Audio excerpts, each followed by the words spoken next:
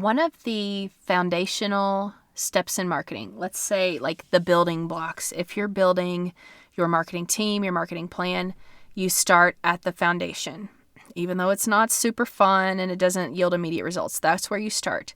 One of these foundational pieces is knowing what makes you unique, what makes you different. Shoot, that's why my business is called Be Weird Marketing. We call that your unique sales proposition, your USP. You may have heard it. But it's not always easy to determine what makes you different. So we're going to solve that problem today. Welcome to the Higher Purpose Marketing Strategy Podcast. If you're frustrated by marketing and want to stand out from your competition, this is the show for you. Every week, we're discussing how to build a plan that attracts your best customers and aligns with your values. I'm your host, Ashley Conway, follower of Jesus, CEO of Be Weird Marketing, marketing coach, and copywriter. I promise to defeat the ick, yuck, and struggle bus feelings you may have about marketing with a few good stories and proven advice. So let's have fun and get to work.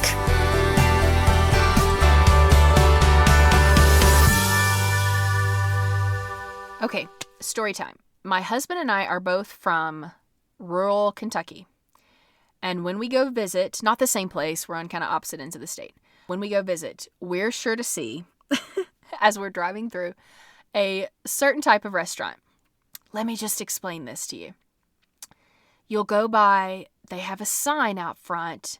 This is not a chain. These are local restaurants.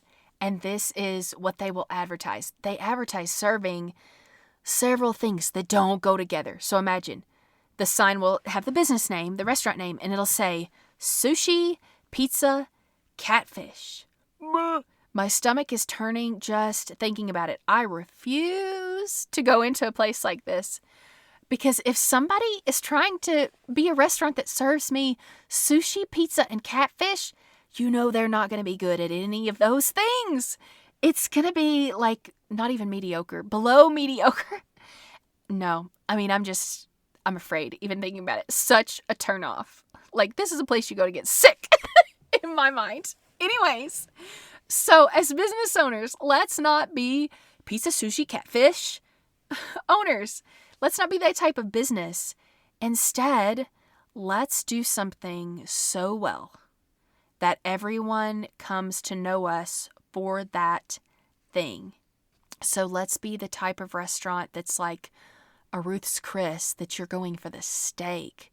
You see what I'm saying? Nobody is going to have steak at the pizza, sushi, catfish place. Let's be known. Let's be excellent in one thing. But how do we know what that is? Sometimes the clients that I work with, it's not super obvious to them and they need help talking it out. So that's what we're going to do today. Here are 4 questions that you can ask yourself. What these questions you're doing, it's not going to give you a definitive, yes, this is it answer. Because so many times with businesses, you get to choose what you're going to be known for. You do a lot of things well, and you get to choose. You can still do great in different areas, but you're going to choose to go all in and make sure that you're going to excel in one area. So this is like the Amazon that does a lot great, but they're going to excel in fast delivery, in convenience, in having everything you could ever want. That's what we're going for. We want to be most known for one thing. Here are the 4 questions to ask yourself as you and your team are deciding what's your one thing. Who do we serve best? So you can look at your customer and narrow it down that way. You can say, we serve a certain age bracket, retirees. We serve millennials. I don't know. It depends on your service. You can narrow it down by income. We want the higher income. We want your average everyday person. You can do it that way. Or you can do by like education level, if that's better. You can do by location. So we serve people in this particular zip code. Or because a lot of companies are going to be like, oh, we serve everyone in this metro area. You could be the one to, we serve particular type of neighborhoods in these 3 cities. Like we want the gated neighborhoods kind of thing. You see what I'm saying? You can use location to really narrow it down. You can do it by profession. We want to work with medical professionals. We want to work with CEOs. Whatever it is, teachers. So you can narrow it down that way. Sometimes, this is kind of an aside, sometimes you will base these things off of, we have experience doing this type of niche. Okay. So we have experience working with teachers, or we have experience working with retirees, or you can say what we enjoy most and feel that we do our best work in is working with gated neighborhood, people who live in gated neighborhoods, or people who have 5,000 square foot plus houses, things like that. Or you can just, so you can say we have experience, we enjoy this, or you can just simply pick, we have experience in all that, but this is where we feel, that we are called to serve these people and it's going to be profitable for us. This is where we're kind of planting our stake. So there's a lot of different ways to approach it. If we're still looking at customers, the other thing you can do is to deep dive into their need, which is very vague. So let me give you an example. If you are a hair salon and you offer, everything from a cut to extensions to whatever, you can say, we are going to serve blondes. We are going to be the expert for people with blonde hair or people who want blonde hair. I mean, that's very niche, but let me tell you, everyone with a blonde head of hair like Ashley Conway is going to be at least giving you a look. You're at least going to get my attention, which is a lot of it. So that's question 1. You can drill down into the type of customer you serve. And again, these are just ideas. I say write down your ideas for every single one of these questions and then review them all and see what jumps out at you. So number 2 is what makes us, our company, different, which is the overall question, right? But let me drill down so you see what I mean. So what do you do or offer that your competitors don't? Is it the type of offer? Do you have a subscription versus a one-off service? So do you sell people on, I'm going to do this for you for 12 months at this rate, blah, blah, blah, and they get a slight better price for committing for a certain period of time versus somebody who's a one-off. So back to the hair salon example, since we were there, this would be someone that is saying, I am selling you a year-long subscription for your hair care, and that would mean that you would see me once a month. You would get this, this, and this, and this is the total price, so this is what it would be, in 12 easy payments or whatever, versus you could even get those payments, set up with auto pay, versus you're just hoping people will come back and they come in and make an appointment randomly. Sometimes they show, sometimes they don't. It's a lot. There's just a lot of factors in that. It's less dependable. Or it could be the thing that's different about you from your competitors is your process. Do you have a unique process, a unique method, a philosophy, a unique way that you do what you do or that you carry out what you do? Those are things that you could own as your unique thing, what you want to be known for. Another thing would be, do you have a specialization? Are you a special certification or special expertise in a particular area that would help you stand out? Or, I love it. Values.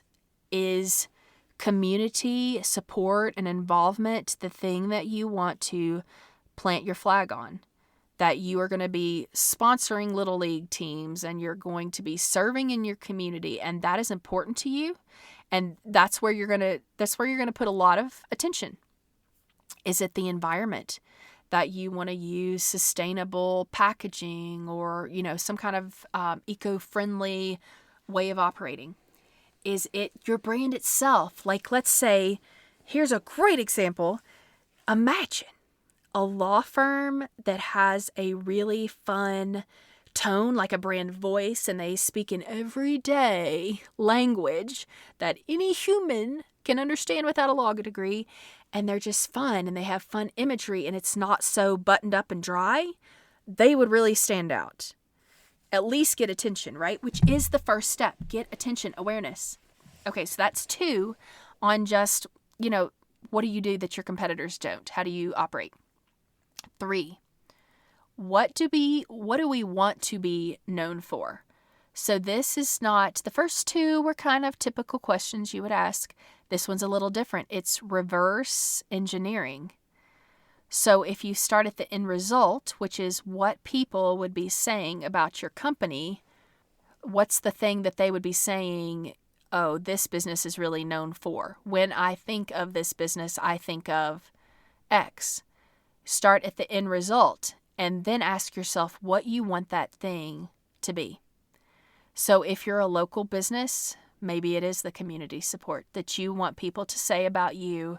This business is not just in it for profits. They are a part of this community. They're supporting our kids. They're serving. They make this city a better place. So it could be anything, but really think about, what do you want people to say about you? I mean, just like our personal lives, like what do you want to be known as at the end of your life? This example is so overdone, but it's like at the end of your life, what do you want people to say about you at your funeral, kind of thing? And let that guide the actions, the person you are today. So I'm not going there, but it is when people are talking, let's just imagine, people are having a get together like a potluck, or they're having a dinner party or whatever. And someone mentions, oh, I really need my hair colored. I need extensions. I need my lawn cared for, whatever it is. Or I have really been thinking about working with a life coach. What you want the other people in that room to say is, you know who I know that does that. It's this business. And they are the absolute best at what? What do you want the end of that sentence to be? So that's a little reverse engineering. The last question, and this one should be one of the easier ones to answer, I think. What frustrates you about your competition? So this is like doing the opposite. Think about what it is. Make a list of 10 things your competitors do that annoy you. And this is probably something you thought about before you started your business. If you liked the way all of your competitors were doing business, you wouldn't have started your own. You would have just sent everybody to them. But you started your own business for a purpose because you knew you could be different. You could do it better. You could serve even better than all your competitors. So make the list. What are the things that they do that either annoy you, that frustrate you, that disappoint you, that make you sad? And think about how you can stand out, and you're probably already doing these things, how you can stand out by doing it differently. What is the opposite of what they're doing? What's the opposite way of their messaging? What's the opposite way of their operations? What's the opposite of the way they get people to buy? What's the opposite? So if you want to get real specific, what's the opposite of their sales consultation? What do they do that you hate? Do they get your information and send you one email and 3 text messages a day for a certain amount of time? And you're like, that's overkill. So drill down deep.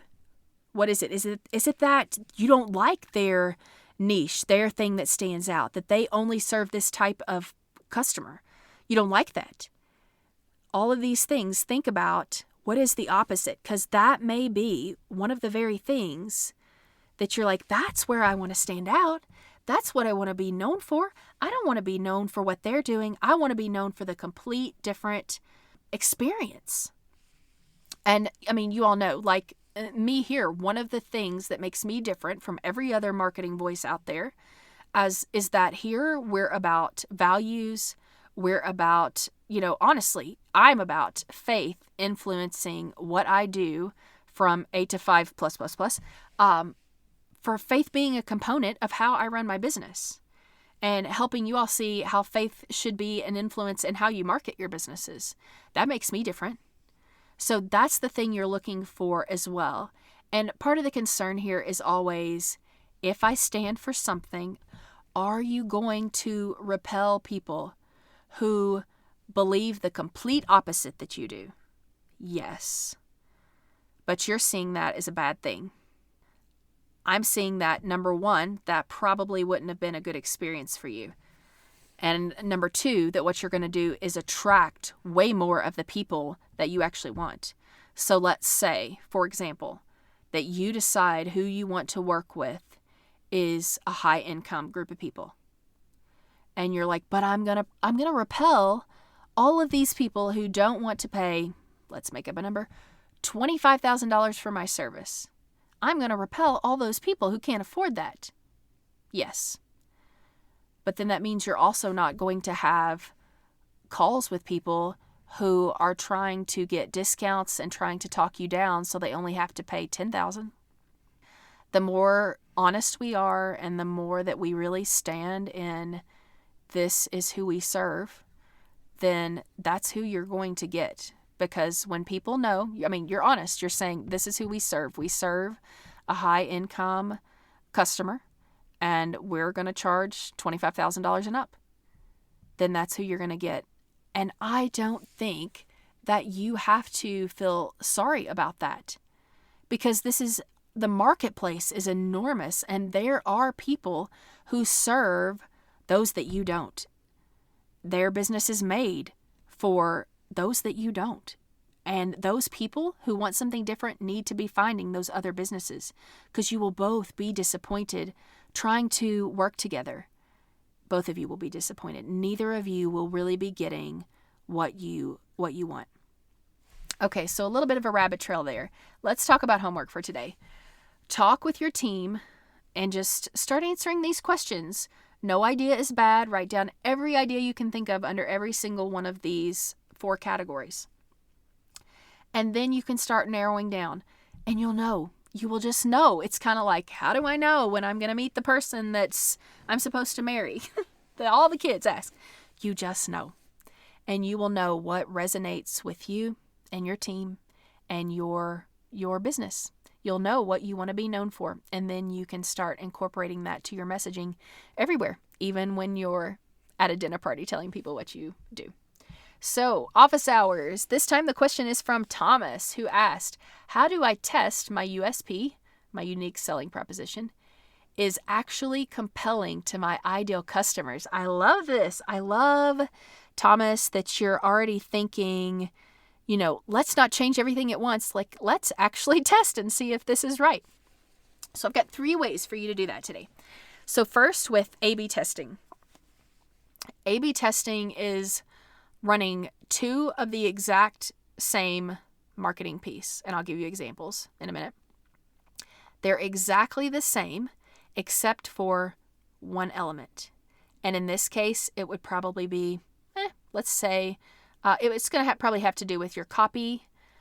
And you can also test imagery, but I would do that secondary.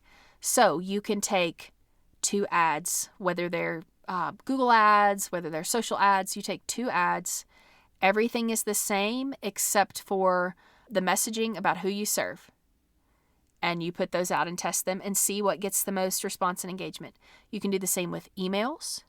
You like subject lines. You can do the same with social media posts, possibly landing pages. That's going to be a little more costly to create 2 landing pages that has, different messaging at the top. And you're looking for what resonates the most.